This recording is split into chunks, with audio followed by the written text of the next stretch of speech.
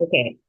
So you let me know if you can see like the full screen because yeah, sometimes it cuts off a little bit. We can see it. Yeah, I think so. It looks like the bottom may be cut off a little bit. I'm not sure. Yeah, I don't know why it does that. Let me Well, if it cuts off, we'll figure it out. Well, that looks better there. Yeah, yeah, yeah. Whatever you just did. Oh, okay. Yeah. I don't know how I can keep it like that, but I'll try.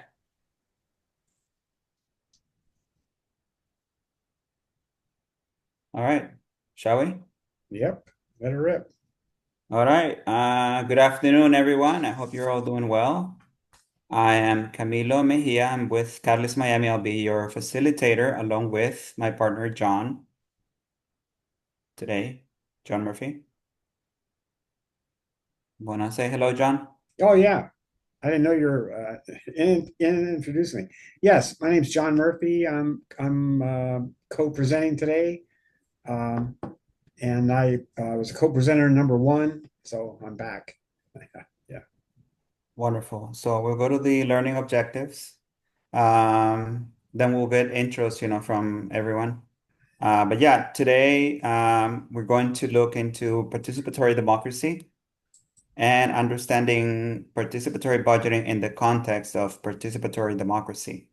Not that long ago, Anna Ruth, who was a facilitator last session, was doing a civics class for the county.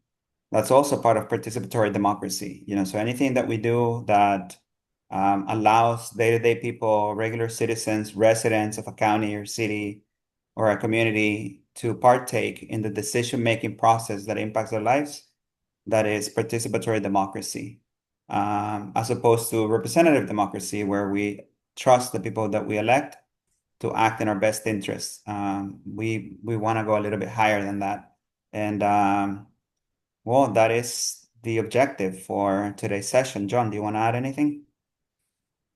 Uh, the idea is that the PB, participatory budgeting, really goes way beyond uh, budgets. Last time we talked about budgets being moral, and you're going to see we're going to talk a little bit in a minute how PB actually goes beyond money. Also, I mean, there's a whole lot of things that go along with PB that we think are really important to have a democratic society. Yes. Wonderful. Next slide. All right. So John and I introduced ourselves. So since we don't have really that many people, if anybody would like to turn their camera on or just like unmute themselves and just say your name, if you're with an organization, and one reason that brings you here. Yeah, or if you have some idea you want to just introduce now, something you think is important, or something you would like to hear.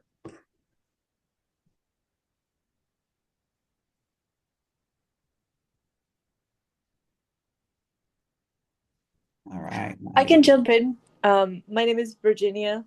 I will be on video soon once I'm settled. I work for Catalyst Miami doing grant writing, and I think one of the things I'm interested in this session for my own personal information to understand better the work we do on the ground, but also part of my role is about communicating to funders and supporters sort of the larger implications of our work. And I find that when I bring up participatory budget, people may not know what it means. But so thinking about it, okay, where does this fit in the like? You may not know that you care about participatory budget, but if you care about participatory democracy, which I would argue many of people who want to be supporters of our work do, then you care about participatory budget. So sort of connecting those ideas together is something that I'm very interested in, and it seems like this is exactly the session that might support me in that. Yeah, happy to be here, guys.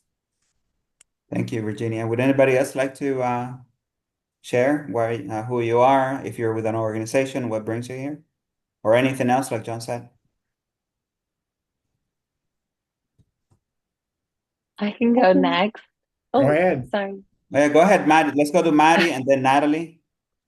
Okay, cool. My name's Maddie Kaufman, and I'm with the nonprofit Debris-Free Oceans, and I'm here to learn about how to use budgeting and participatory budgeting to advance zero waste work and other sustainability work.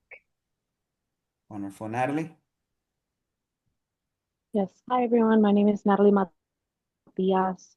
I am Miami born and raised, currently living in California, but moving back home soon.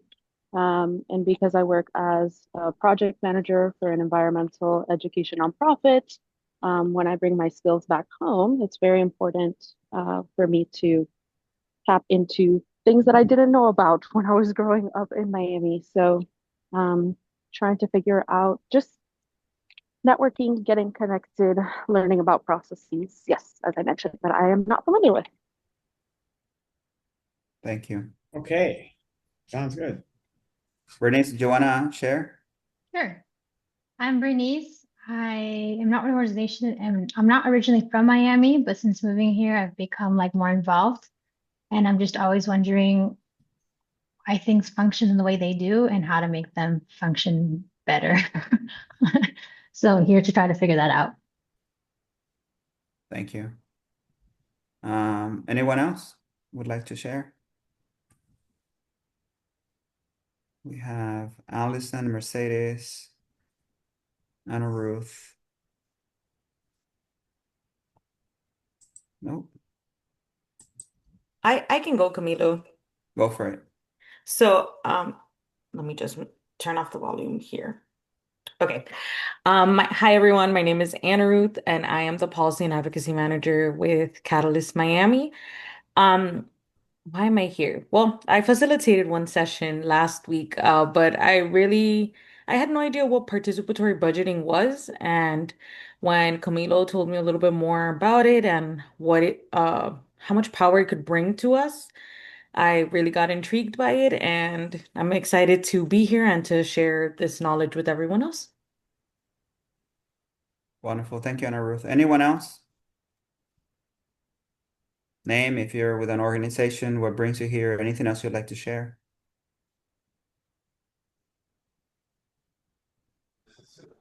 Hello, how are you? My name is Alison Graber. I am a small entrepreneur, recently moved to Miami. I work with IT industry related to business development, and so I'm just curious. I'm willing to see how these things work. Yeah, that's the reason I'm here. Thank you. Okay. Great. All right. Anyone else? There's still time. No, we're good. All right, let's go to the next slide. And also feel free to introduce yourselves using the chat. That's also good, good. All right, so as we've said before, we have community agreements. We'd like to go over these community agreements every time because sometimes there's new people, but also sort of like a must do because we want to make sure that participatory budgeting in this program is accessible to everyone and that everyone who participates is able to participate, not just sit there and not participate. And sometimes what we see is that people who tend to have higher education or be a professional activist or someone who's like really savvy when it comes to policy or budgeting or finance, they'll tend to take up a lot of space and talk a lot. And we want to make sure that those people are stepping back and that the people who tend to be more quiet, they step up. And this is something very intentional that we do because we want to export this program to other sectors, other organizations where there may not be a culture of sharing and community participation. So yeah, these are some of the agreements that we have. Step up, step back. I just explained. One mic, one voice. I don't know if anybody would like to explain that one.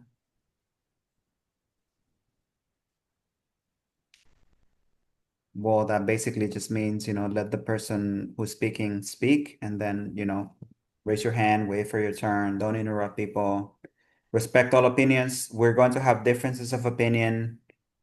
This is a nonpartisan space, but, things are political. Everything is political. Budgets are political. And, there tend to be difference of opinions, and that's okay. So even if you disagree with something someone is saying, respect their opinion. We don't have to believe it or agree with it, but we want to create a respectful environment. And then listen actively. If you are busy, feel free to go off camera, mute yourself, take care of what you need to take care of. But try to be present and listen actively while you're here. And then also so that other people can also listen and be present and participate. Are there any other community agreements that we didn't include that you think should be here? John, do you have any? Well, I was just thinking, I wanted to just remind people, we mentioned this the first time toward the end, that we really follow, well, there's two models here. One is popular education, and that's why we're encouraging so much participation and so forth. So everyone's involved in the process of creating this knowledge. But it's also the idea that this is a trainer of trainers model also. So if you're thinking you want to go back to your organization and train some others, because we'd like to have this spread out, think about while you're listening, whether if you want to ask questions or various things that you think may help you train some others also. I mean, so this is part of what we're thinking about here. Yeah. So John and I are not teaching a class, we're just facilitating it, right? We're facilitating the collective creation of knowledge and information that you all have.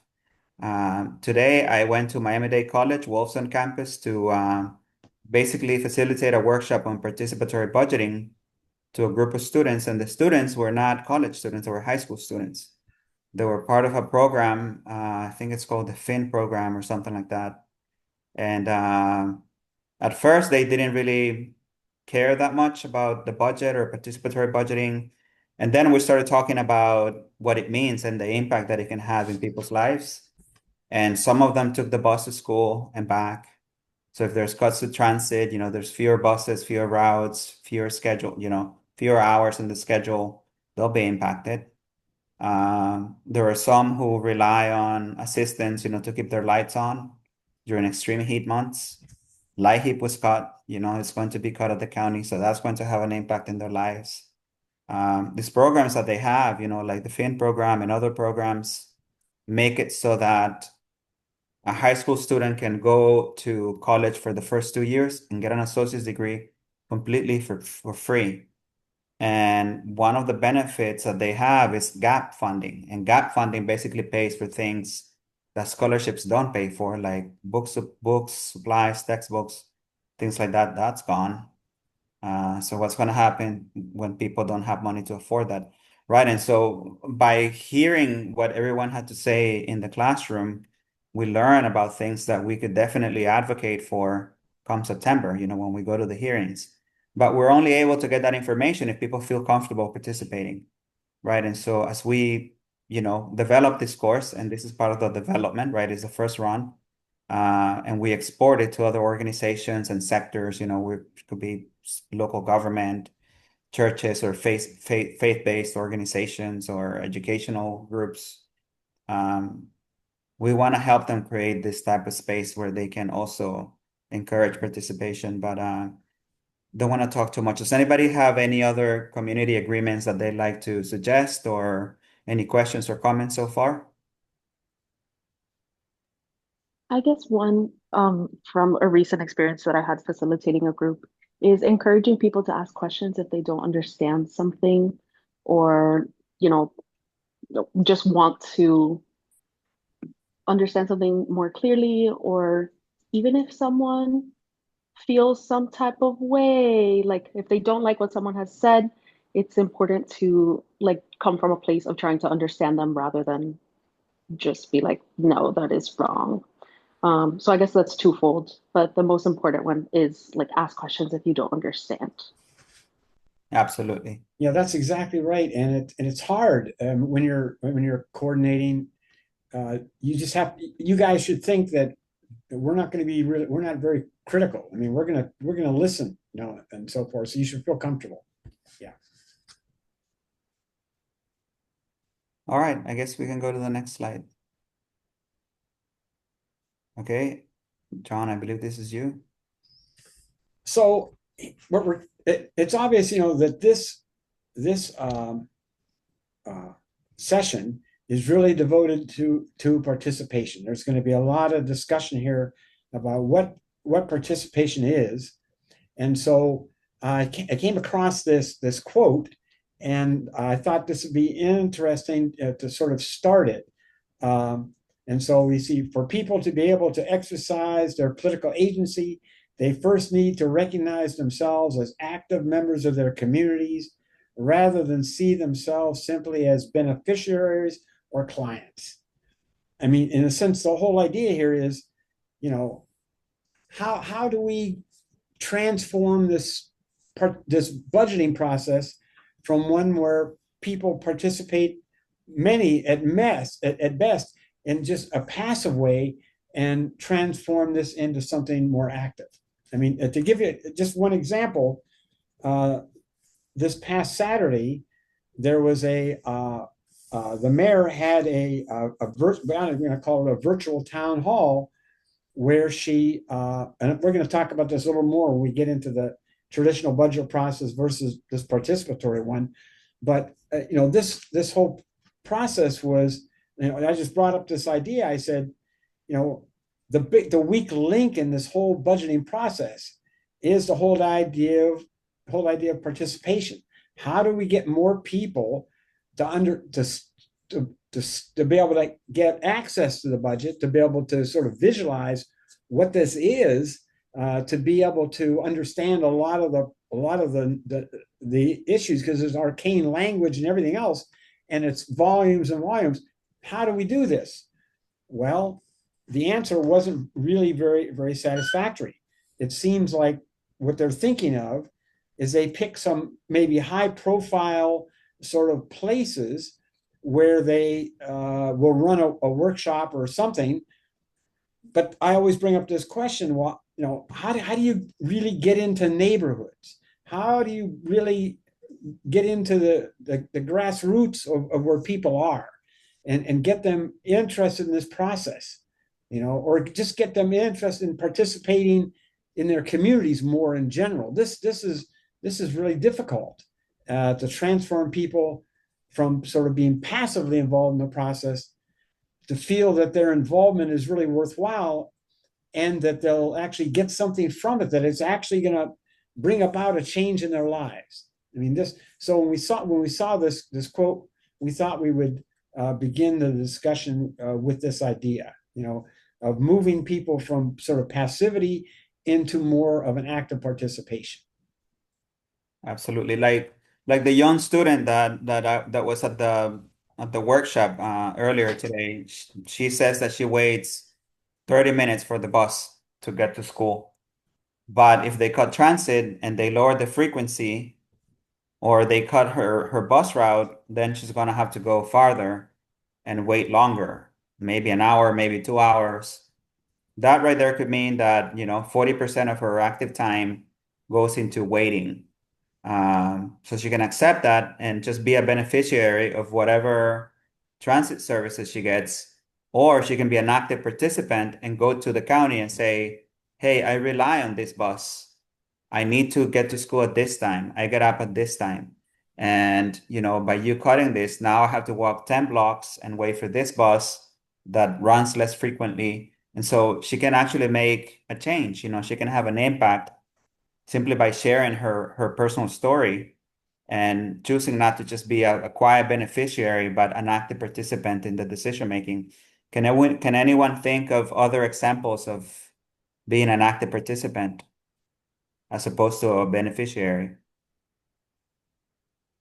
Or other forms of political agency? Just unmute. But just speak if you want to say something. Yeah. Not everybody all at once, please. Yeah, I was gonna say, just like beyond within the meeting space for budget hearings, but resolutions and ordinances throughout the year that are relevant to you, and even just kind of setting up meetings with your local commissioner to just talk about what you care about outside of what's on the agenda, different ways like that. And I liked how last session you guys talked about how you can potentially provide compensation or food and stuff just to like help support getting people to participate actively, because not everyone has the luxury of time and all that to do so. Absolutely. Thank you, Maddie. Natalie, go ahead.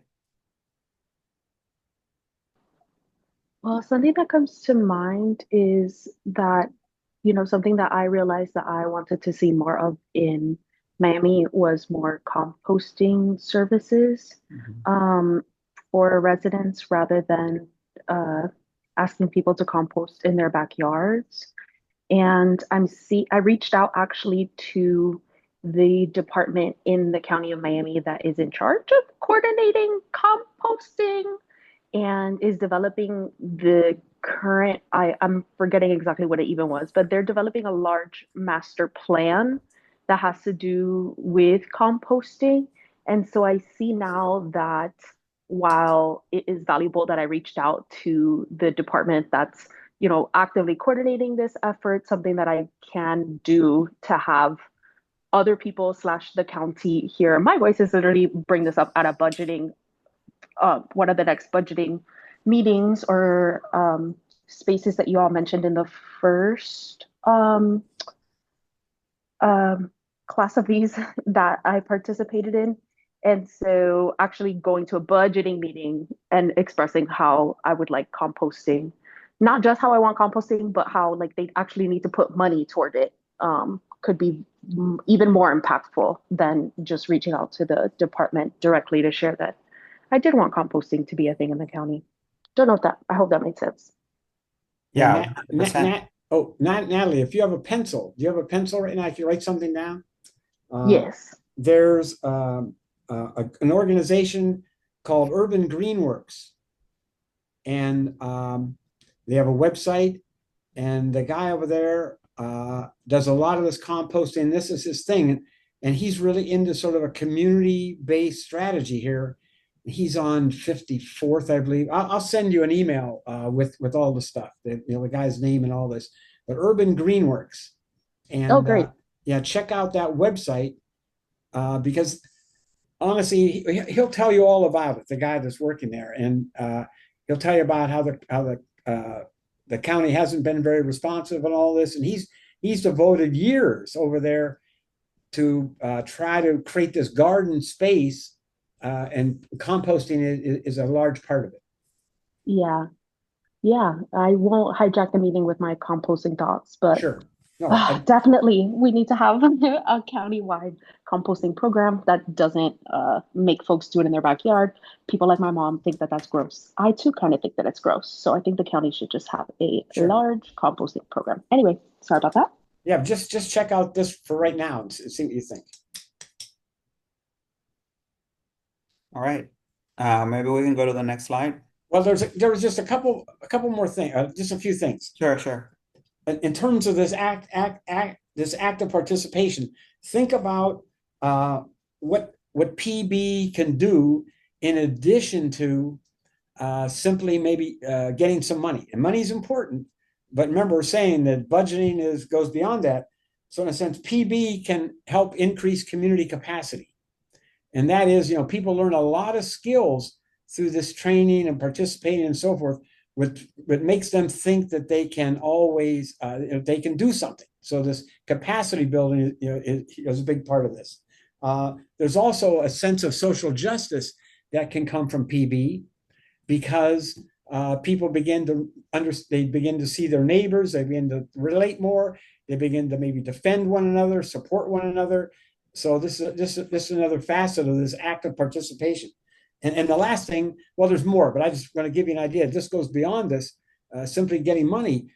There can also be developed, and I've seen this happen, where communities can develop a more intense sense of social solidarity around around a whole lot of just solidarity, sometimes around an issue, but just more solidarity, which is always a positive thing.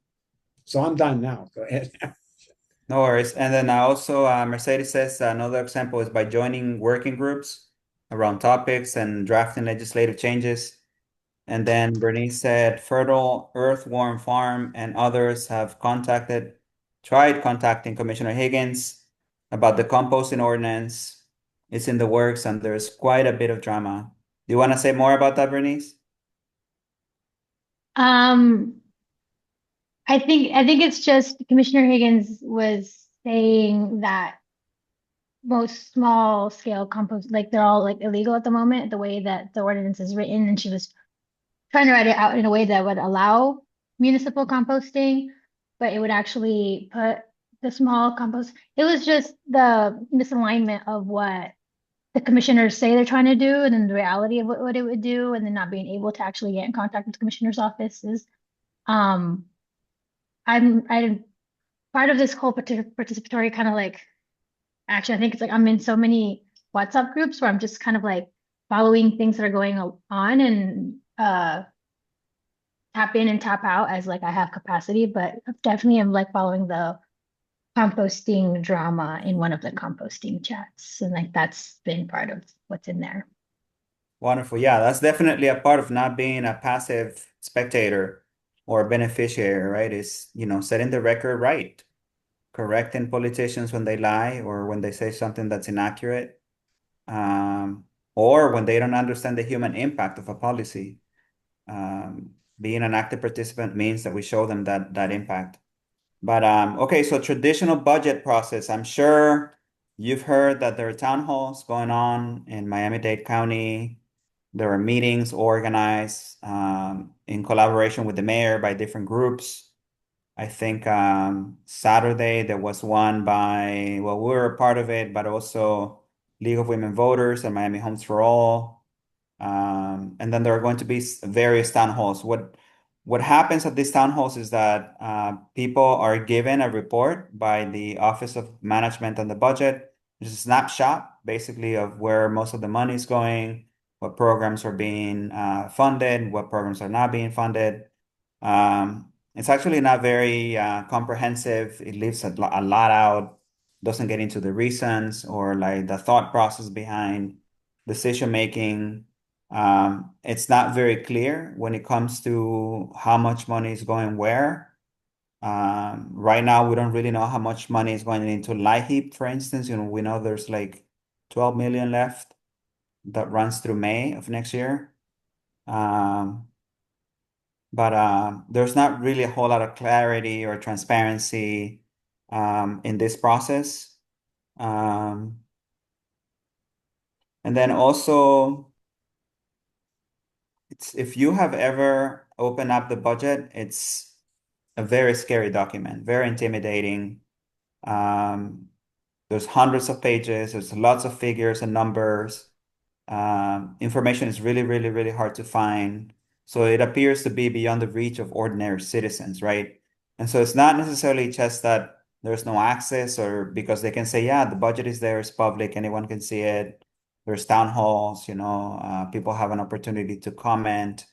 But we feel like traditional budget processes are not very democratic because people only are able to participate at the tail end and just ask questions, not inform the priorities early on. And that's what we're trying to want to explain here, that that's not participatory democracy in our view.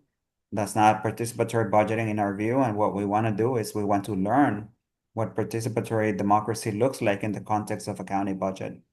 But I don't know if does anybody have anything to share regarding some of these town halls or these virtual budget meetings or anything contained in the slide? Or John, do you have anything to add?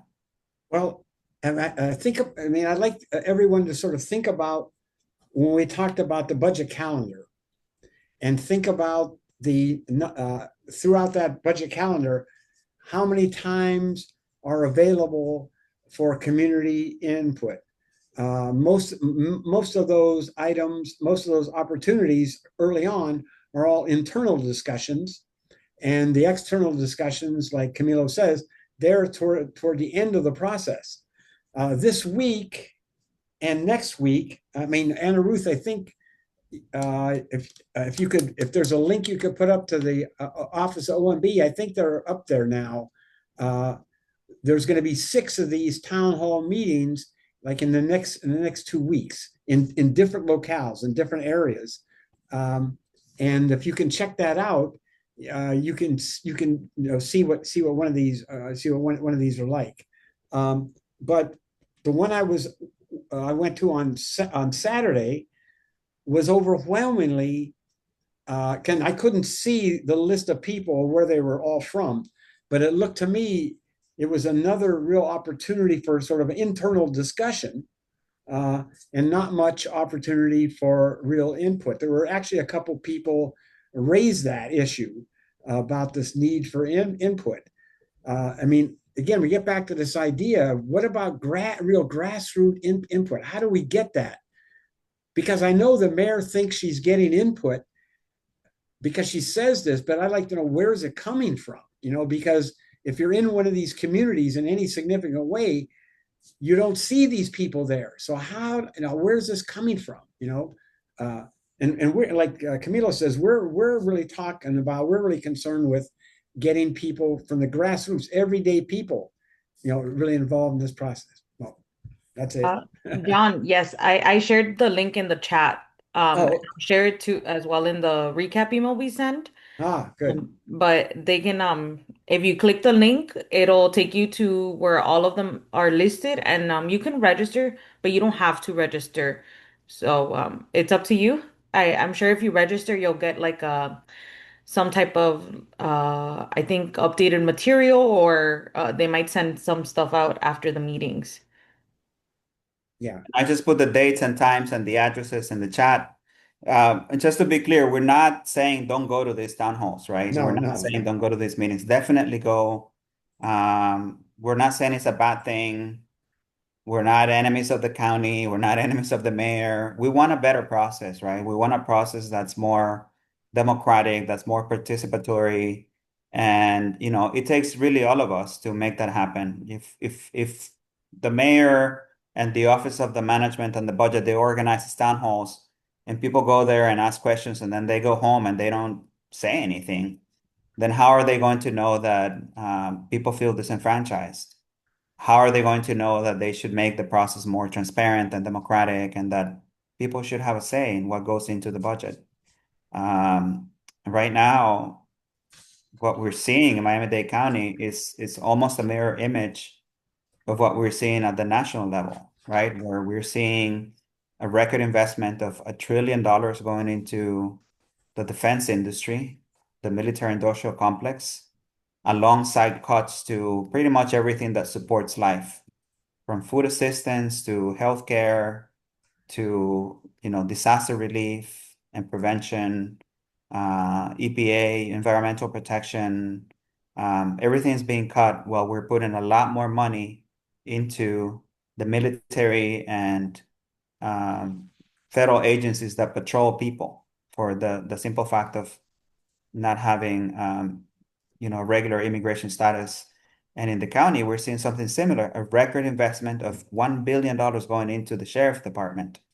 Meanwhile, we're having all these cuts to services and programs. They're letting go a lot of staff, especially in departments that are there to serve the community, community-facing offices and whatnot. They're cutting eviction diversion in the middle of a housing affordability crisis. And like what we're seeing is a trend, coming down from the federal to the state to the county, and it's a losing formula.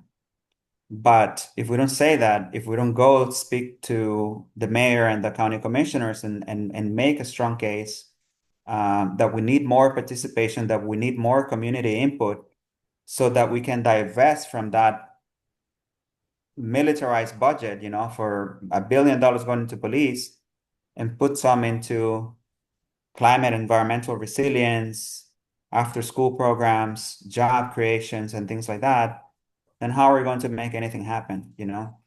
But let me not get on a soapbox just yet because we still have quite a few slides. Does anybody else have anything to add to this traditional budgeting process? Share your experience or ask a question, a comment. I have a question. Go for it. So, because I lived in California and Massachusetts before that, and there everything is like, oh, we need housing, raise this tax by blah blah blah. And everyone's like, yes, we raised the tax and now we have the service. Here it's very opposite. It's like I remember going to one of these town halls or something with the mayor, and she was like, we didn't raise taxes at all, but we have these more services. And I was like, that doesn't make sense to me in any way at all, but whatever. Um, but if, for example, I am not a homeowner, right? The only way I'm contributing to like the money that's used for the budget is like sales taxes, right? But I don't get to choose where that money goes. And this kind of makes me think of the same with like kind of like tax resistance at the federal level, you know, where it's like I thought like, yeah, I pay federal taxes, it's fine because it goes to infrastructure to schools. And it's like, no, actually it mostly goes to the military, which I don't support. In that case, I was like, well, I don't want to pay you taxes if you're gonna use it for that. And like I know we don't there's not a system that works where you kind of like get to decide how to allocate your taxes or like the percentage of what you pay goes where. But is it like unrealistic to think that we can get to that where it's like these are my values and this is where I want my tax money to go? I don't think it's unrealistic. I would say that we seem to be a long way from that being at that point. The other thing I want to say is that you are paying property taxes because your landlord or your landlady, they're paying property taxes and they get those taxes from your rent. The money that you put into the rent, they use that to pay taxes. So indirectly, you are paying property taxes and you're paying sales taxes and you're paying other taxes. So you do have a say, even if you're not a homeowner. Yeah, let me give you an idea of what I learned on Saturday about what's going to happen. For example, if you buy gas in Dade County for your car, you're going to be paying from 3 to 5% more. The gas tax is going up to help pay for the deficit. Water rates are going to go up 8%. That's a lot. Okay. Trash increase. So somebody's paying for the trash to be picked up another percent. And then, of course, if you ride the mass transit, that every ride's going to go up 50 cents. So, you know, I don't know how you feel about that. I mean, did you have any input into that at all? At this last meeting on Saturday, I just asked, I thought it was a pretty simple question. You know, where did you come up with the formula to figure out that the 50% increase would work, because they're balancing the increase versus ridership going down momentarily. They say, well, ridership may go down 3%, but then it'll come back up. Okay, and I just simply asked the question, well, what formula did you use? What was included in that? Well, they didn't answer it. Now they said they're going to get back to me because they said send me an email, so I did. So just like Camilo's saying, everybody's paying a lot for this, you know. So yeah, I guess, well, that's enough. Think about that, I guess. All right, I guess we can move on. Participatory democracy. Okay, so this is basically the opposite of what we were talking about. Would anybody like to read? Anyone? I can read. There you go. Okay. All right. Democratization requires extensions of the number of people capable of participating effectively in collective decision making, the scope, bringing more issues and areas of life potentially under democratic control, and the authenticity of the control to be real rather than symbolic, involving the effective participation of citizens. Yeah, so what do you think that means? What do you think it means when you say number of people capable? So what's this sort of imply? Building capacity. Yes, exactly. Building capacity. Exactly. So do you think we're doing that? Can stuff like this, help build that capacity? Not at this moment, no. Pardon? You're sort of fuzzy. I don't think that's happening at this time, no. Are the budget hearings in Haitian Creole or Spanish? Is there interpretation? Is there childcare for single parents?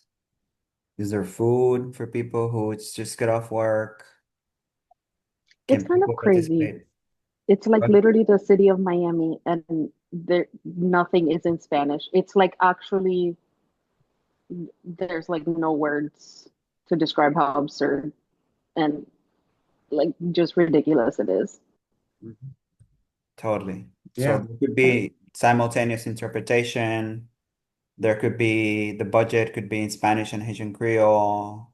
There could be other things, right, to bring down barriers. That would increase the number of people who are able to participate. They already do some things, right? They do have interpreters for people who want to speak in Creole or Spanish. I do believe municipal parking is free for people who get there by car. I think maybe Metro Rail maybe or used to be free on budget nights. I don't think that's the case anymore. But what about the scope?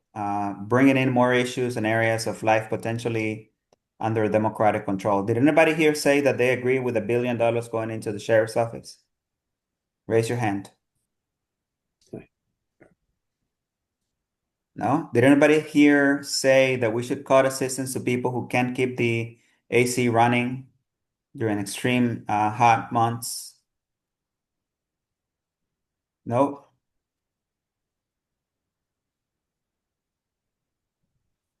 What about senior services? They're being cut too. A lot of senior services are being cut. Outreach programs, Meals on Wheels for senior citizens who don't have mobility. A lot of that money's gone. Yeah, Eviction diversion, gone. the ride program for the county is out totally. The RIDE program? Yeah. Was it Miami-Dade Connect or something? There's a term, I just can't remember the term. Yeah.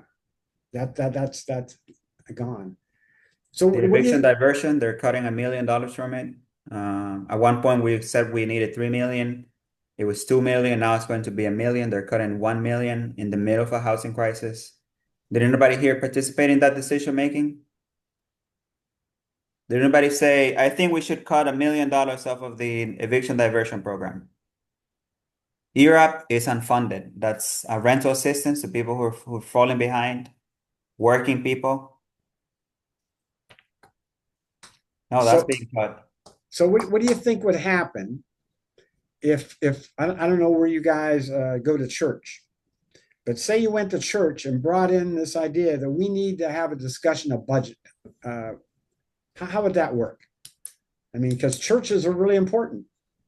What other agencies are you linked up with, or where you your schools or what have you, where you could begin to talk about some of these issues? Do you think because we're talking about expanding the scope now?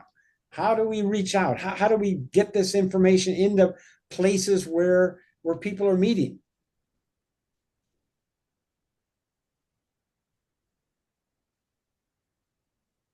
John, I think there's a question. What is Metro Connect?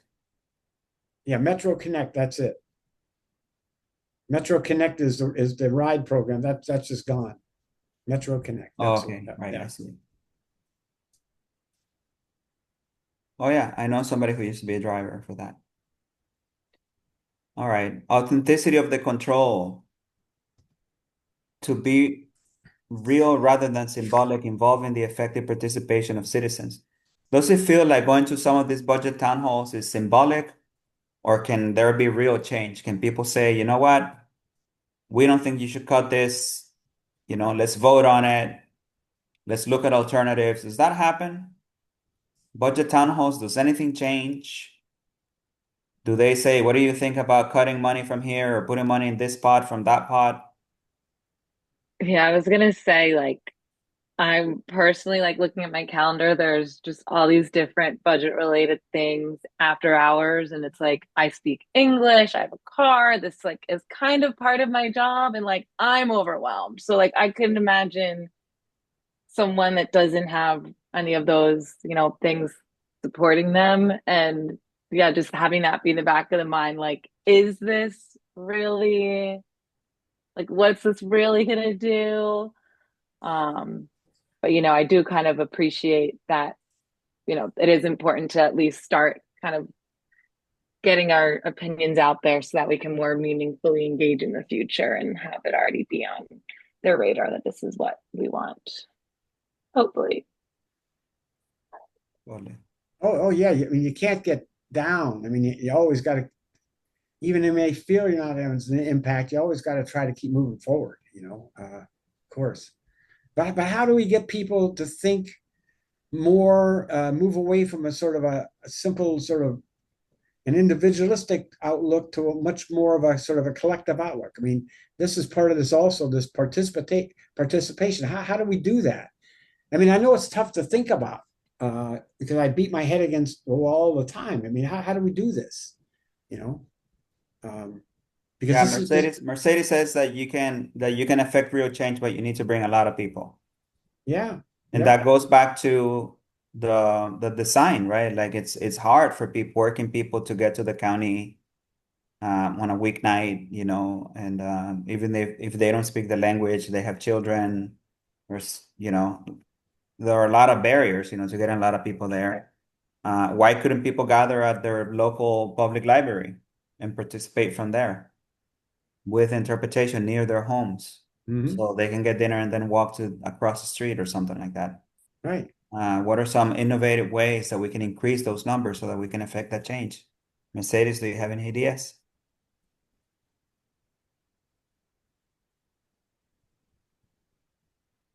We're getting a lot of action in the chat. I don't think we can keep up, but if anybody wants to unmute. I think you all might have mentioned in an earlier workshop, kind of like gathering signatures or supporters of an ask so that, for the one person that can go to the budget meeting, they can say, I have a list of 65 people from this neighborhood that care about this. So you have like a voice representing a larger group.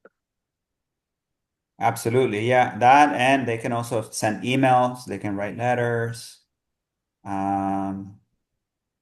Petitions are effective, I think, especially if they are directed at county commissioners, district commissioners, and they know that their electorate really cares about a particular issue and their votes on the line, that'll get them to pay attention at least. Yeah. So we need to make sure that participation is authentic, not just symbolic. We don't want them to just say, well, we had town halls and, people showed up, nobody pushed for anything. We want to make sure that the control and the participation and the engagement are really authentic and that leads to change. And I don't think we have that right now. But if we don't have anything else on that, we can maybe move to the next slide. All right. Okay. So here are some of the we're moving now to really begin to talk about what kind of participation there is. We've been using this term a lot, participation, but we're going to have to make some distinctions about what this really is. And so we've been talking about authentic participation, and shortly we're going to be talking about a participation ladder, and you'll see where authentic participation lies on that ladder. Okay, so we're trying to make some distinctions here, but think about what here in the terms of the definition for authentic participation. Community is not simply consulted; it is a true partner. In a sense, if we're really going to have serious participation, the community even moves beyond simply being a partner. The community really begins to feel be able to exert some control over the process. Okay.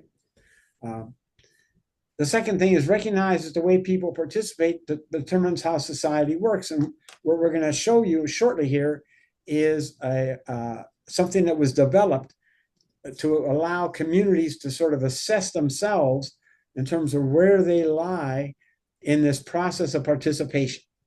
Okay, and so they can begin to reflect and think about, because participation is just a term we've been throwing it around a lot too, and soon here we're going to get really really specific about what this really means. Okay, and sort of authentic participation encourages people to re-examine themselves, reflect seriously, and think differently about their communities. Remember earlier on in one of these workshops, we talked about the idea that this, if you really take participatory budgeting seriously, this really requires a change in how people view themselves. And when we started that with the quote we started out here, people are reflecting, changing themselves, rethinking what their real role is, moving from something sort of passive and maybe sort of haphazard to becoming involved systematically in the process. Okay. So we know, at least Camilo believes, and I think so also, that and many of you may also think that we don't have this authentic community participation. But this may actually go to something bigger. Do you think you have authentic participation in the institution? Most of the institutions you actually participate in. What do you think? I don't know what you think about that. Budget's, of course, a major one. But how about everyday life? How often are you authentically involved in what you're actually doing? I am authentically involved in my household budget. I call the shots. Yeah. Yeah, I'm authentically participating in my office here. But outside of that, I honestly can't think of anything. Looking at the federal budget, the state budget, the county budget, the school budget, so much money going into private education and charter schools. Yeah, I don't really think that we have a whole lot of authenticity in our engagement with local governments. Yeah, and how much authentic participation do you have in healthcare? And just in terms of the education process. You can go down the list here. I guess you could really begin to get cynical, but we don't want to. But this is exact workplaces. Rachel said something about workplaces. Exactly.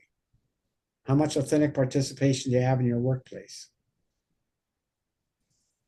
Yeah, exactly.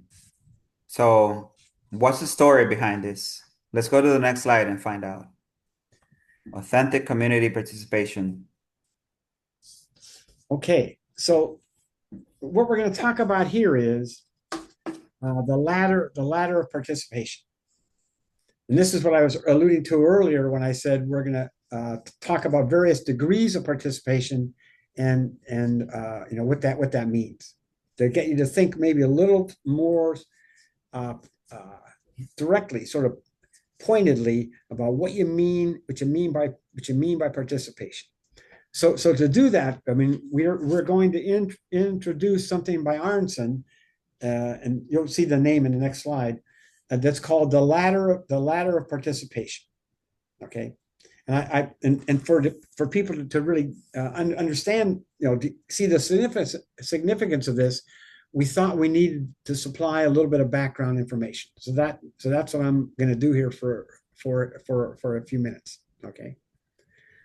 So this ladder of participation was developed in a particular context, in a particular environment.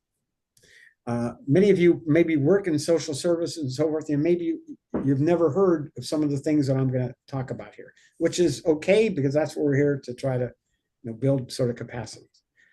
In 1963, in October of 1963, this is 1 month before President Kennedy was assassinated, the Community Mental Health Act was passed. Sometimes there's a larger name that's attached to this legislation, but the Community Mental Health Act is a typical name that's used.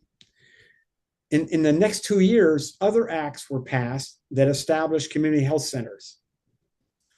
The whole idea here was that we're supposed to move away from treating people in state hospitals. Up until this time, if you had a problem, drug problem, any other type of problem, of course, mental health, you were treated in these hospitals.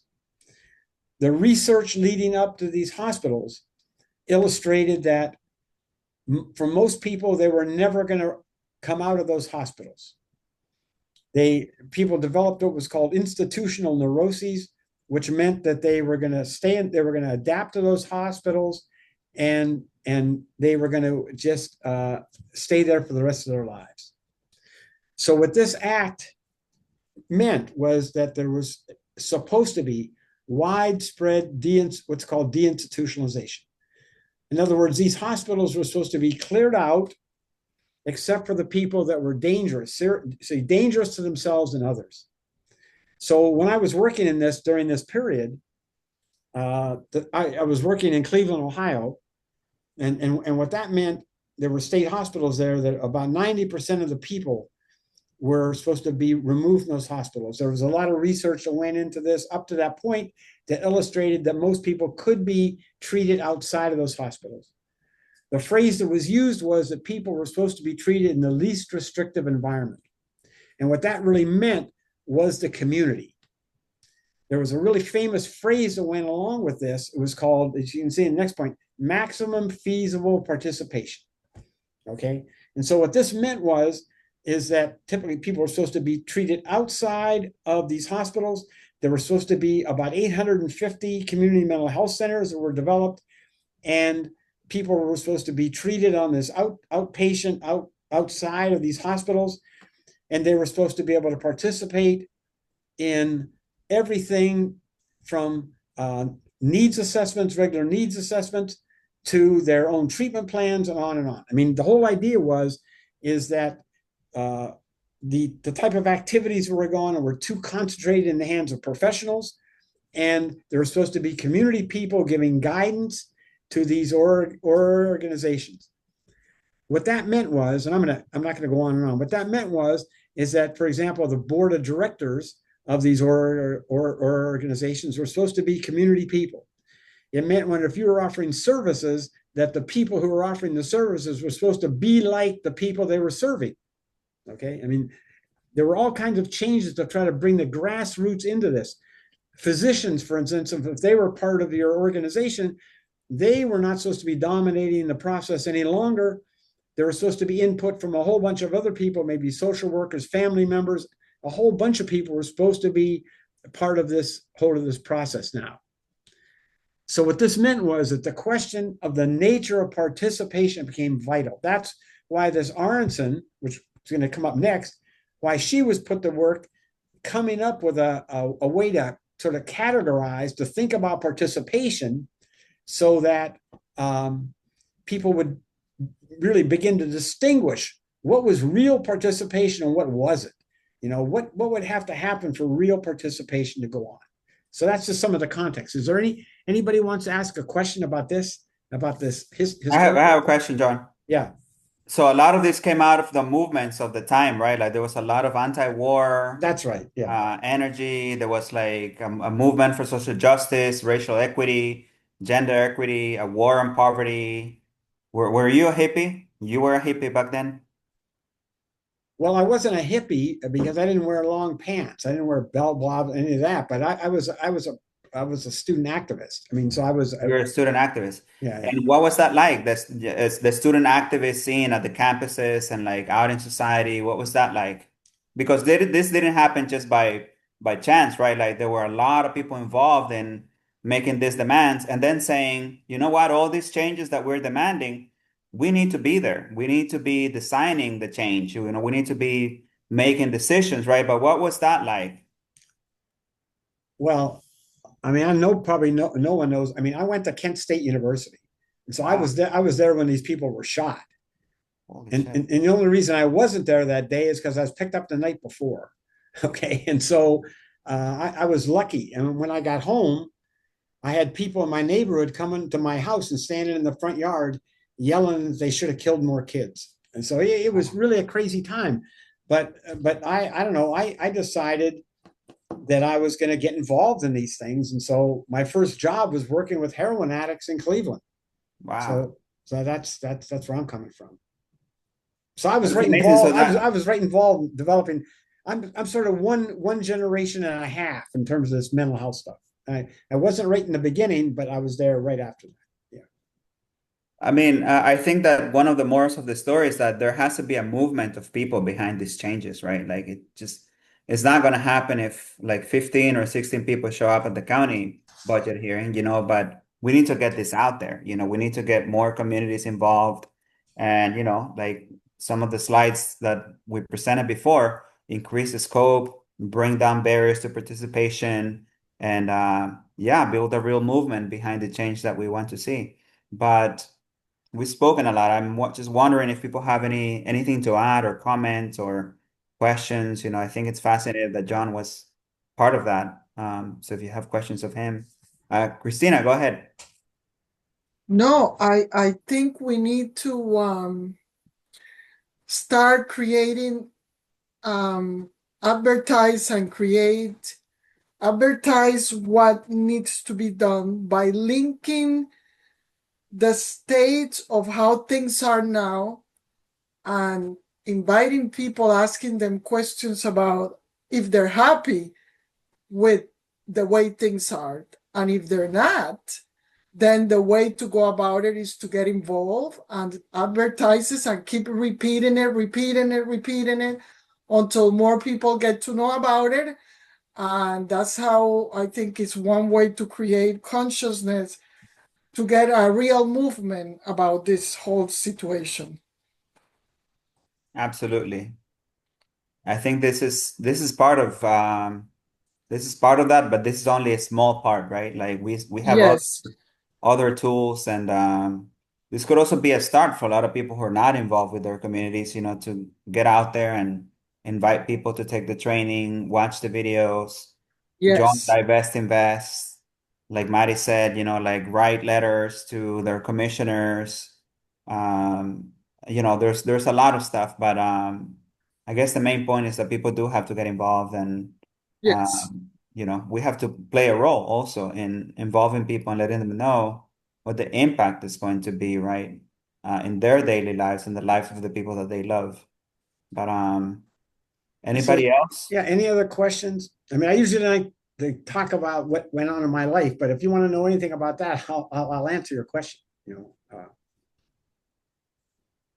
And happy birthday, Christina. Ah, It's there you go. Christina's birthday. Well, Great. thank you. All right, let's get into the ladder then, since there's no more questions. Tell us about this, John. So here's the actual ladder. This was, if you go online, you'll see a piles of ladders. I mean, there's all kinds now. I think last time I looked, there was probably 25 ladders out there, but this is the one that she actually developed. And again, the point was to really get people to think about what participation really meant, because a lot of then there were a lot of people that were serious about this idea. I mean, like I told you, my first job was working in what's called a community action program, and that was one of the programs that that Ronald Reagan hated, but of course things were a little different then. He didn't have this power. He didn't have this setup, that Trump has now, so he couldn't really get rid of them, but he hated these programs because these programs were supposed to be totally participatory and were supposed to intervene in neighborhoods beyond simply providing the service. I mean, there was supposed to be a lot of different things going on. In other words, a whole lot of sort of community organizing that went along simply with sort of providing services. But that's not the case sort of today that much. So what does this mean? Okay, so if you look down at the bottom, this is the number one at the bottom there. She classifies these two levels, therapy and manipulation, as not participation. So in a sense, a lot of these, there's at the bottom two levels, there's a lot of sort of symbolism used sometimes. Sometimes people will invoke names like Martin Luther King and others simply to get people's attention, but it's really not serious. There's a lot of public relations and so forth, but it's really not participation. So think about what's going on in the county. There's a lot of language that's talking about participation. There's a lot of language that's often used. It's talking about grassroots. For the last, well, not this year, but a couple of years before this, the mayor used to use the term participatory budgeting regularly at these meetings. So what was that all about? Well, obviously, we don't have it, and we're talking now that we don't have much participation at all. So these bottom two levels are not participation. Then we move on to sort of just tokenism. And here you have the idea that people are simply being informed. All we do is tell you what's going on. For example, on Saturday, when I went to this town hall, I learned a lot of stuff. I mean, I learned that all these rates were going to go up. I learned that the various people were moving around in different jobs. I saw names that I never saw before, but if you went there, you'd come away thinking, well, I do know something that I didn't know before. You also have consultation, where oftentimes you're brought into a situation because people feel they need to touch base with you. This is mostly very transactional, simply to make you feel that you've been contacted to really get maybe your just sort of approval. But that's really about it. And then, of course, you have placation. And a lot of times if you go to some of these meetings in neighborhoods, politicians show up and others, and they're just telling people what they think people want to hear. And a lot of neighborhoods are really savvy to this now, but this still goes on. So she calls these three areas simply tokenism, token participation. John, you're making me remember when I think it was a year or two ago, the city of Miami wanted to turn the historic Virginia Key into a homeless encampment. And the Board of Trustees of Virginia Key said, no, we disagree with that. And they fired them. So like they created this whole Board of Trustees to advise the city on the key, the use of the key, which is of great historical significance. And when they advised against what the city wanted, they just let them go. And they said, we're just going to replace each and every member of the Board of Trustees of Virginia Key because we want to install an encampment, for homeless people in Virginia Key. Would that be like an example of tokenism and informing, consulting, and placating? Oh, yeah. Sure. I mean, you entice people to be on board.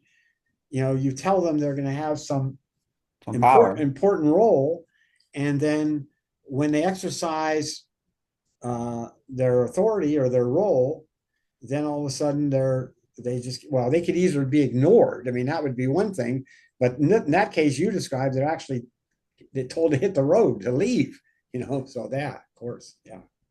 Yeah, the PISA board at the city of Miami is another example. They basically said, oh, we're going to pass an ordinance so that we can wait out whatever advice we're getting from the PISA board. And that was the board that basically forced developers to meet with community members whenever there was a project proposal so that community members could have a say in the decision making.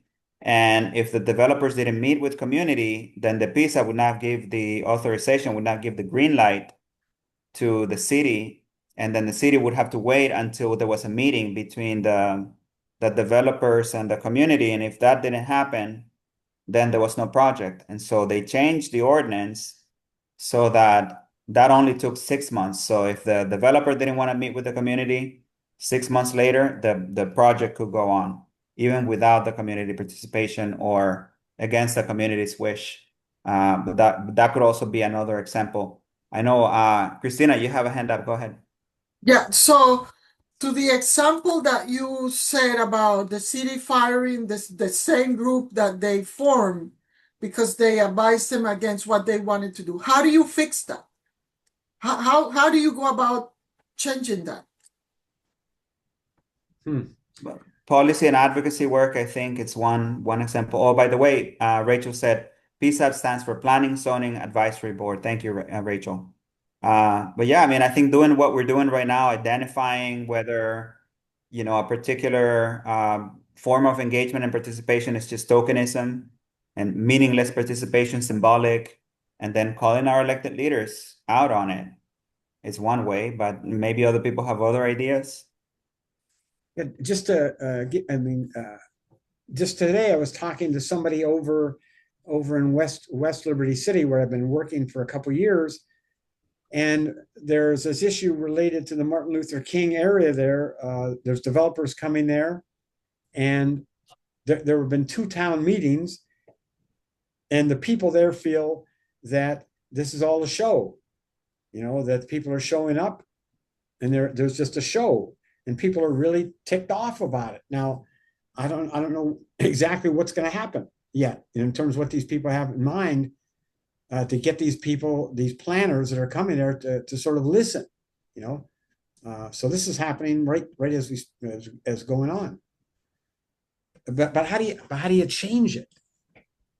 Rachel.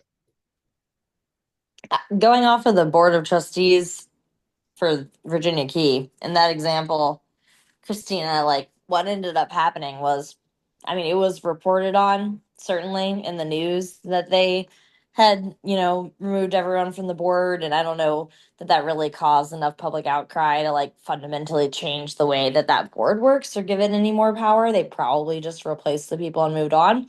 But what did gain traction was what they were recommending against the underlying issue of like people do not want a homeless encampment on the historically black beach in Miami. And so enough people organized to show up to city commission meetings against that, and it didn't happen, right? Like, and that was like the public outcry that people chose to focus on, and I think that was the right decision.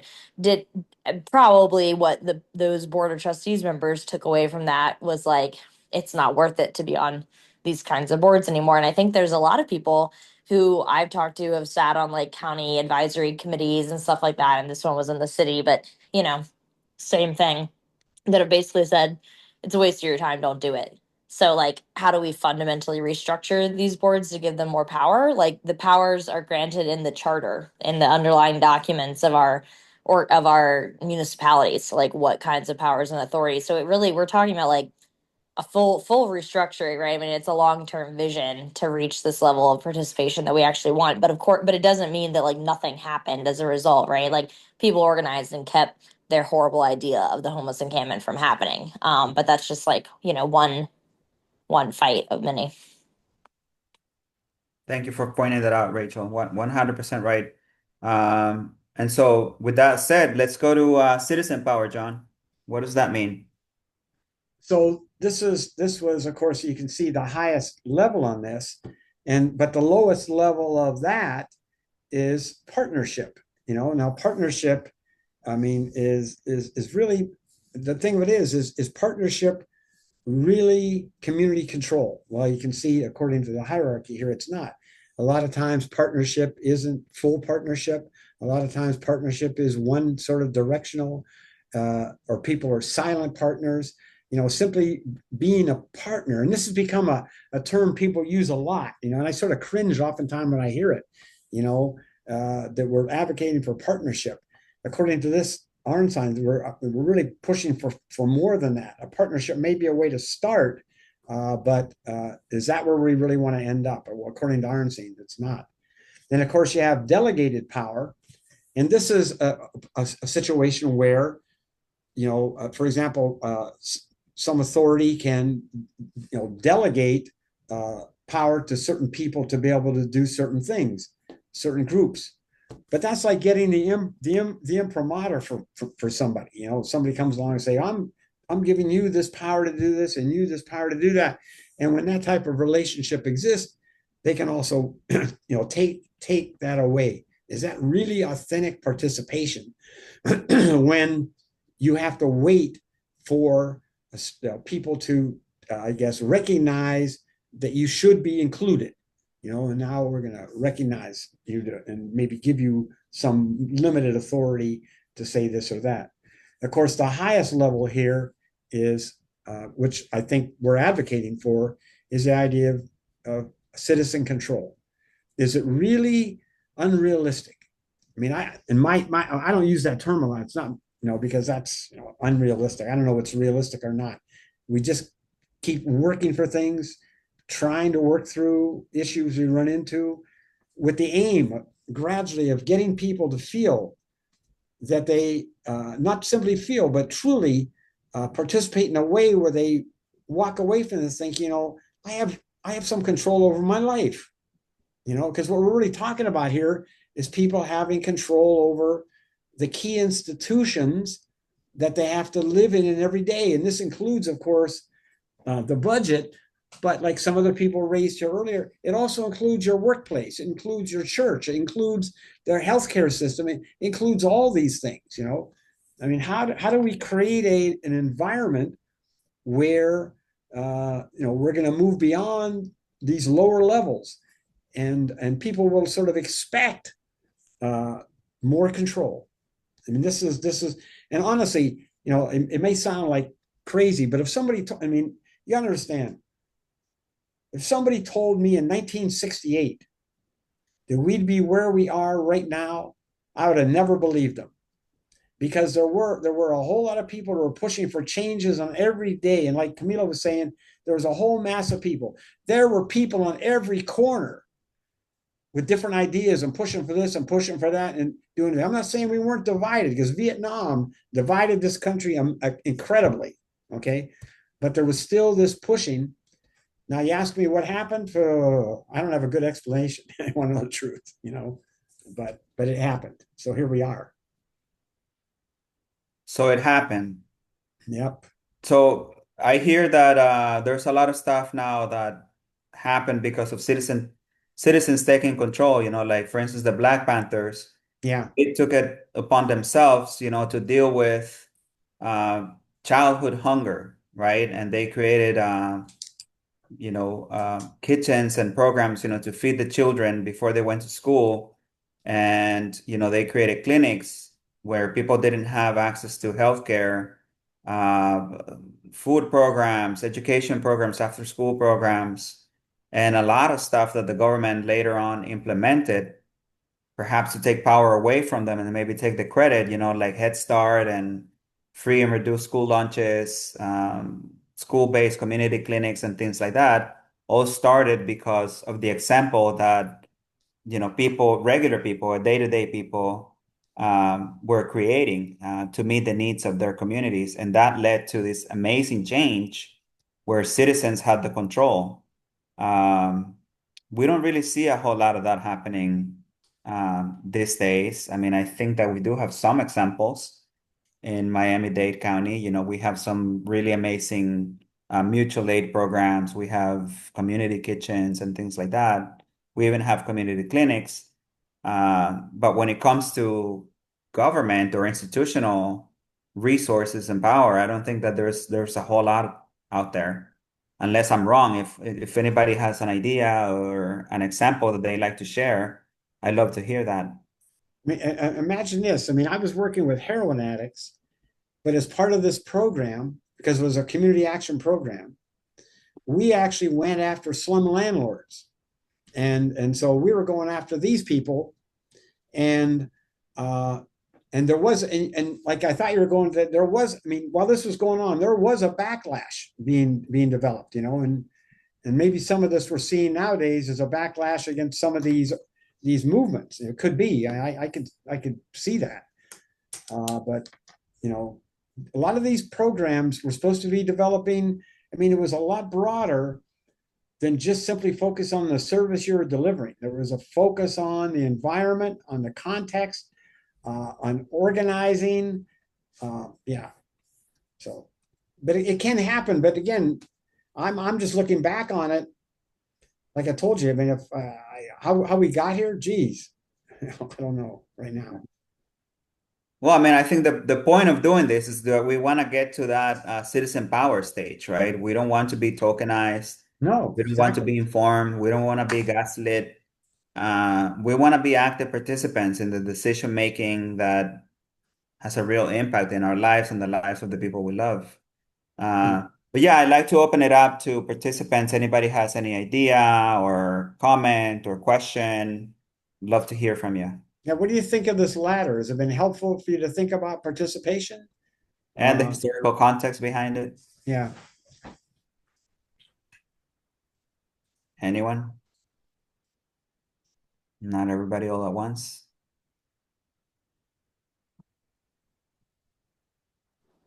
Hey, yeah, it has been really insightful. I facilitate a community leadership group out here in California, and even I can see even more ways that I can make my work more participatory. So it's really cool to see more levels than I thought existed. Thank you.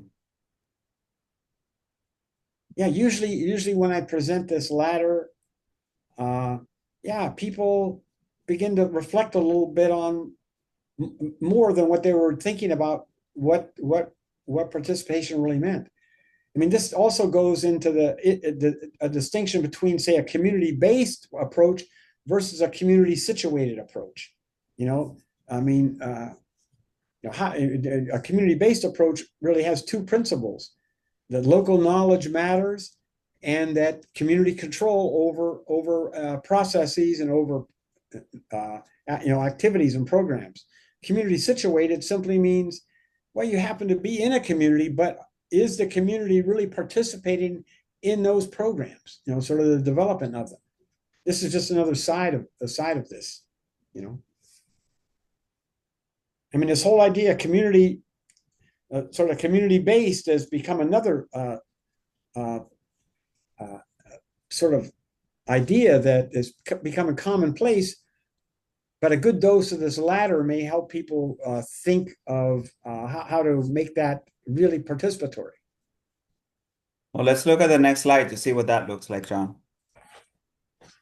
Okay. All right. So here we have this work that was done where people began to talk about the spaces where participation takes place. Okay. So there's 3 types of spaces that have been identified. Okay. The first one is a closed space. And this is places you can see where it says decisions are made by a set of actors behind closed doors. So think about the budgeting process. I mean, we have some examples here of things, but think about the participation in terms of the budget. Has the budget been a closed space? I mean, it's not exactly behind closed doors, but as a lot of people here have been recognizing, by the time the communities are actually involved or informed, a lot of things have been already wrapped up. There may be some changes on the margins, because we're saying, Camille and I are saying, we're not trying to discourage people from doing this. Matter of fact, the critique we're offering here is to sort of illustrate that maybe we can be savvy, we can be smart, we can do some certain things to open the space, but recognizing it maybe as a closed space, at least in the beginning, at least recognizing as that might open the need for more push, more activism. Okay. Then, of course, there's invited spaces. And if you go to some of these budgeting hearings, you get the feeling that that's what you're participation in. Excuse me, you're participating in. You're participating in an invited space. And when you go there, there's certain ways there's certain things you have to do and certain proposals that are not going to be considered. There's certain demeanor you're expected to exhibit. There's certain boundaries you're expected to acknowledge, and if you violate any of those things, then you're going to have problems. Okay. I mean, for example, I realize there has to be limits to what people can say in meetings or they'll go on forever. But we were informed and when I went to this meeting on Saturday, that we're going to be given 1 minute in those public meetings in September. Now, when I used to go to those, they were at least 2 minutes, and now they're going to be 1. Now, the next thing, we're going to train you guys how to get your thoughts straight and so forth, that you can present something in 1 minute. But is that really going to be effective? That's another issue. The space that's being created, is that simply an invited space where the sort of rules of participation are specified by others than the people who are actually participating. If they ask the people who are actually participating, would they say we should be limited to 1 minute? I think most people would say there should be limits, of course, because we can't have one person talking for a half hour. But 1 minute. Okay. So now we have invited spaces. Then we move on to claimed spaces, and this is what we're sort of arguing for here. How do we transform this budget process into a claimed space? Okay. And this is a space claimed by people. We're trying to reclaim the budget process. We're trying to, in a sense, shift the power, if you want to think about it, away from some authority figures, away into the hands of the people that have been marginalized. Okay, so in a sense, we're really arguing here for a claimed space. We're trying to reclaim it. As you can see, the last point here, this is the whole idea behind what we're doing. Spaces are constantly opening and closing through struggles, through legitimacy, resistance, inclusion, and so on and so forth. Okay, people can be co-opted, people can be bought off. You see this happening every day. It's disappointing, but it happens. But how do you keep the faith, I guess, to sort of say, look, at what needs to be done here is to have a claimed space. This is what we want the budget process to be like. Kind of like unions, right? Like when unions, like when workers are working under terrible working conditions for hardly any pay, or there's a lot of wage theft and there's no benefits, and the workers, what do they do? They go on strike, labor strikes, or they call boycott, right? So there's less profits going into the pockets of decision makers, forcing a negotiation where benefits are obtained, right? Like higher pay, rest, bonuses. Who knows, right? Like access to healthcare and things like that. So these are not the claimed created spaces. They're not. How does that saying go? That the powerful does not seek power without a struggle, right? Or something like that. Exactly. That's basically what we're talking about here. This is not something that they're going to necessarily give us, but something that we're going to have to create. And it doesn't necessarily have to occur in the space or the turf that they have designated for it, right? If we create a strong enough movement, this is something that could happen from community centers, public libraries, even people's homes, who come together and debate and talk about what priorities they have as a community, and figure out a way to ensure that the government follows suit and that they invest the things that are important to people. I'm still in shock by the fact that we're putting $1 billion into the sheriff's office. Who made that call? Who made that decision? Who said we need to put $1 billion into policing our communities? Well, we cut vital social services and programs. Who was in the room when that decision was made? We need to reclaim the spaces where decisions like that are made. Does anybody have anything to say or any questions or comments? The next budget hearing is going to be on September 4th, and we're going to be sharing that information. Power concedes nothing without a demand. It never has and it never will. Frederick Douglass. Thanks, Rachel. Yep. Yeah, the budget hearings are going to be on the 4th and 18th of September. I mean, there's a lot of creative things you can do. I mean, I don't know if we've even tried these yet. I mean, I just think back, a lot of you, I don't know if you remember, I mean, when I teach at UM, is when they were, the janitors were going to organize here. Some of the students came up with really creative ways to embarrass the administration because of the stance they were taking on supporting unionization. And it was just amazing, and so we can be creative. There's different things you can do to try to illustrate your point, maybe to embarrass people so they understand you're not going to like what they're doing. You're not going to go along with it. There's just different things. And I don't know if we've tried those or if we've been creative enough yet. So. Any more comments, questions, examples of any of these spaces? Claim created spaces, invited spaces, closed spaces. Go ahead. Sorry. What I'm thinking is that they think that by having more cops and more, I mean, how does that solve the problem? They're not getting to the root of why people do the things they do.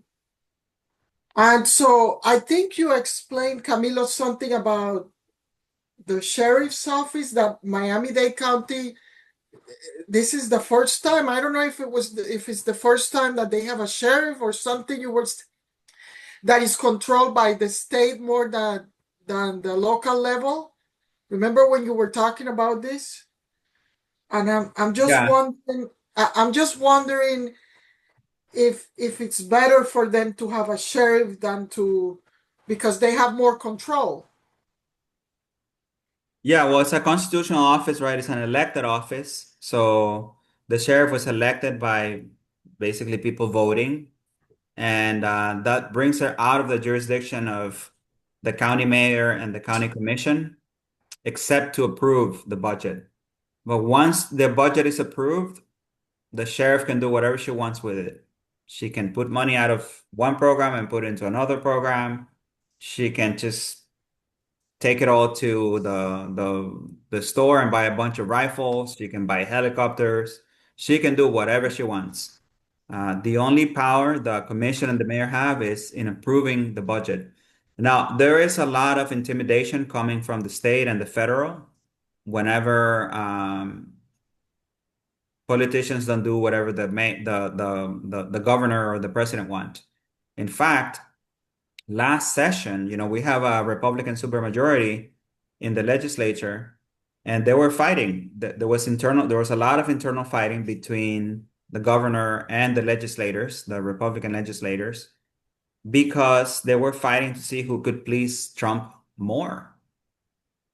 So it wasn't like against Trump. It was like who can, kiss his rear more than the others, and a lot of political posturing because it's a lame duck governor who is no longer going to run for the governor's seat anymore. So there was some of that going on, but they were completely tone deaf to the needs of the people. And what happens, whenever politicians go against a governor, whether it's school board members or mayors or county commissioners or city commissioners, what the governor has been doing is basically threatened with removal and even charges.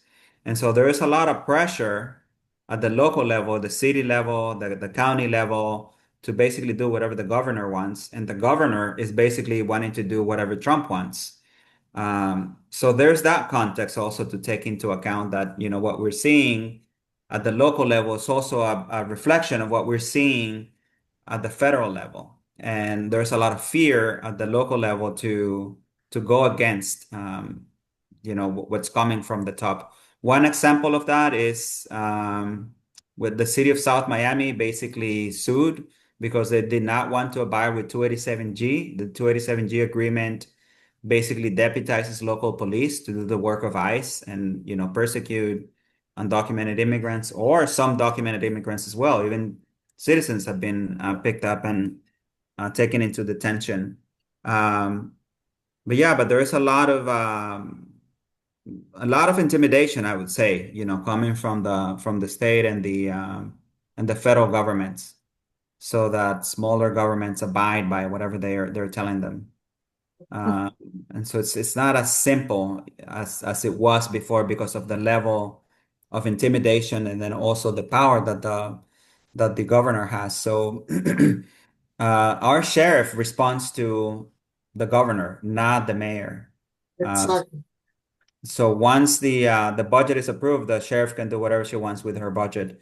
So this is the biggest opportunity that we have to advocate so that the mayor and the county commission divest from more money going into the police and put some of that money into, covering that $400 million deficit that we have. That's basically going to be felt by community members.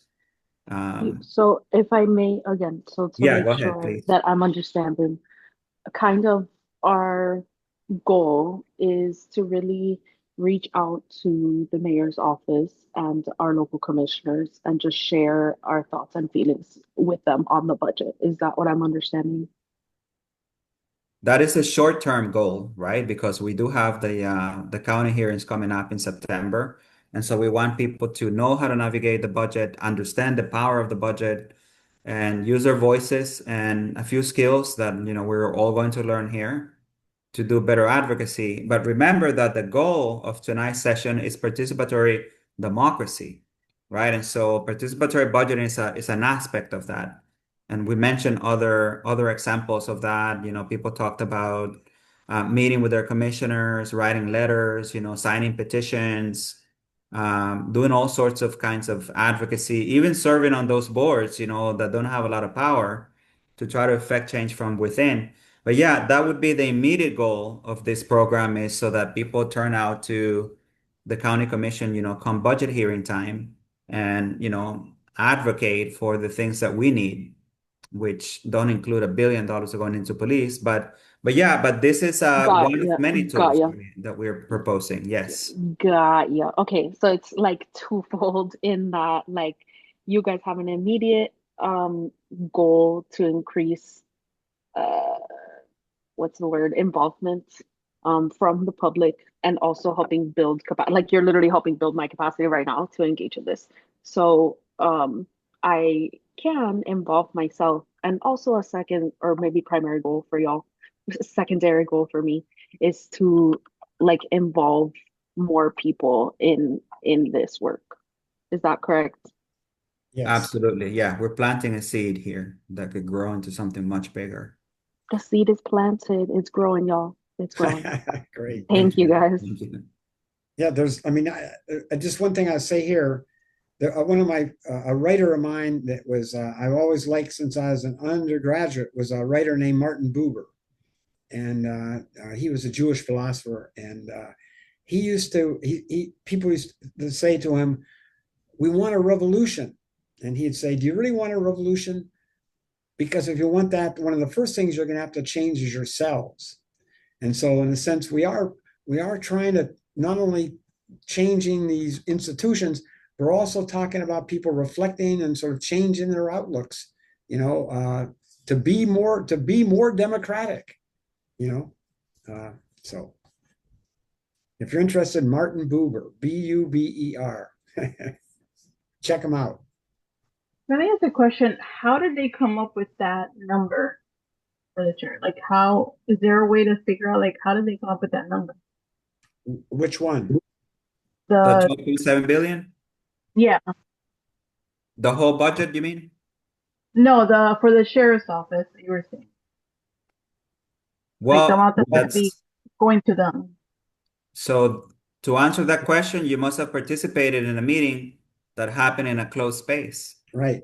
That's a mystery.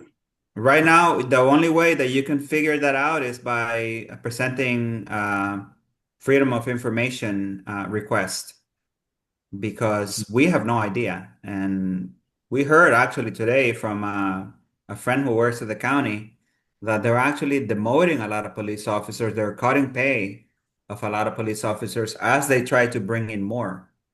They're trying to bring in hundreds of more police officers into the force. So we have absolutely no idea how these decisions are being made. Pay people less, bring more cops in. What is it? What is the design? What's the Yeah, goal? does it What's have the, to what's the larger does it goal? have to do with the what is it, the 287 thing? Like, does it have to do a lot with that? 287G? Yeah. Well, I mean, 287G is, I think it's a part of a much larger phenomenon that we're seeing, right? Because when you look at the big, ugly budget that was just passed by Congress, I keep saying that this is a mirror image of the congressional budget that was just passed. There's going to be a lot of hurt in the community. We're envisioning 14 to 16 million people losing access to healthcare, for instance. Millions of families losing access to, you know, food programs, food assistance. So a lot more food insecurity. We're looking at massive layoffs, that are going to have a huge impact. We're going to lose a lot of support, for community programs, which means that even if some programs are funded, there's going to be no staff to implement that. And so one of the things that they have done historically when they have cut a lot of services, which means people being unemployed, there being more crime, more mental health, is basically put more cops on the ground. And so that may be part of why they're doing that. It's not just for the immigrants, who are being persecuted, but it's also going to be a lot of people who are going to be out of a job, people who are not going to have access to healthcare, people who are not going to have any assistance to prepare for a hurricane or to deal with extreme heat. That's going to be that translates into a lot of social issues, a lot of social hurt. And one way to deal with that is by putting more cops on the ground. That's not how we want to deal with it, but that's how powerful entities want to deal with things. And I'm just speculating here. Maybe somebody here has a different opinion. I mean, I would think that why wouldn't we be able to know how that number was computed? Yeah, I mean, at this meeting on Saturday, I keep referring to, I just asked what was the formula they used to figure out why a ride on the metro and the other mass transportation should be raised 50 cents, and how they knew that would result in a 3% decline in ridership, at least momentarily. And the head of the department didn't answer the question. Now, you would think you'd come prepared for that meeting. Someone would ask, how did you calculate this? So here we get down to this in claim space, invited space. I don't think someone was supposed to ask that question during that meeting because the person wasn't prepared to answer it. So yeah, how do we get to these claim spaces? That's a huge change in terms of what we expect those people the authorities to be like, and how everyday citizens are going to get the sort of the feeling that they can make these demands. To further discuss that, let's go to the next slide, because I think that it's relevant to what we're talking about here. So I think that to answer your question, if there had been a higher level of community participation, we wouldn't have to, present a freedom of information request to know that, because we would have been there. So community participation is really important so that we can have the answer to these questions that I think are very relevant to what we're about to experience in Miami-Dade County. We're going to experience millions, if not billions, of cuts to social services and programs, alongside an increase in funding for police and military and ICE and other federal agencies that are there basically to put people away, to suppress and repress. So I think that's one of the main things that we wanted to drive across tonight. Degrees of participation should be recognized. I think we have accomplished that, but maybe I'm wrong. I don't know. Would the people think that we have done that today? Degrees of participation, the difference between being tokenized and having actual control. Anybody like to say something on that? I think you have, because listen, if we don't participate to the level that we need to, things are just going to keep on happening and we will not have any say. And so, yeah, we absolutely need to get involved, learn and practice to achieve what needs to be done. Thank you. Or we may be able to say what we think and what we want, but if the participation is not authentic, will it lead to change? If there's no real power behind our voice, will it lead to change?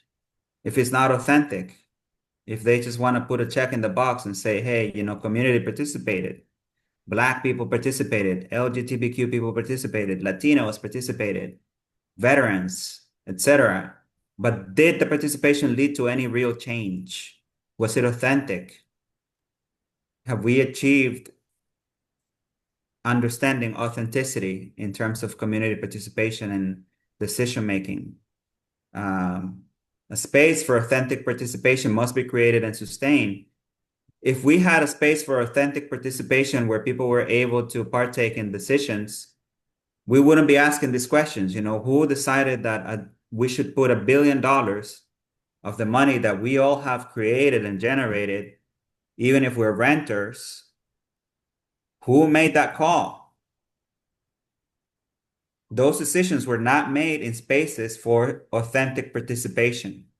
And that's precisely what we want to create. We want to create a space for authentic participation. And this is just one step in that direction. But anyway, I'd love to hear from you. John, do you have anything to add? We're coming to the end of today's session. So I'd love to hear more from people. Does anybody have anything? Again, like Camilo was saying, the idea here is that authentic participation can be created. It's an ongoing process. And sometimes you're going to take 2 steps forward and 1 step backward. And so, but you're still going forward, but you're not always moving forward, to the extent that you would like. But that's the struggle, Natalie is excited to be part of the movement. Thank you. Yeah, I see that. Great. Perfect. Sounds good. So even if you don't have any ideas right now, we are going to give you some homework for next time. And next time, let me give you a little teaser. Next time, we're going to talk about some actual examples of people speaking at the county hearings and some real victories that we have been able to score. That you may or may not be surprised to learn that a lot of the things that we have today, we have because people have organized and gone to the budget and make demands, to affect real change. But yeah, we'd like to ask you to write an example of authentic community participation. If you don't have a real example, you may create or design one. But that's the homework for next time. We're going to work on our statements. We're going to get ready to bring our personal experiences and our advocacy to the county, to the mayor and the commissioners. And yeah, we want to bring more people with us. So that's the homework. And then Anna Ruth, what else do we have? We have a feedback form. Okay, so we're actually, if you don't have your phone right now to scan the QR code, we will send the link in the follow-up email. But it's really, really, really important for everyone to fill this out so that we know how we're doing and what we can do to improve. But yeah, with that, I don't know, John, if you have anything else. No, I'm tired. I haven't eaten dinner yet. I'm getting ready. All right, so with 5 minutes to go, I don't know if anybody has any questions or comments. Anna Ruth, maybe we can play a song. maybe I'd love to play that song Ohio about the Kent State murders of students who are organizing for a better world. But maybe we'll do that next time. I think that would be beautiful. Yeah, okay. Interesting. But yeah, thank you everyone for being on this journey with us, staying till the bitter end. We love you. And yeah, we're going to see you in 2 weeks. Yep, thanks a lot. Thank you, you. everyone. Take Have a care. good night. Yes. Thank you, guys. Yeah, thanks for staying. Yep. Bye. Bye, everyone. Adios. Yep.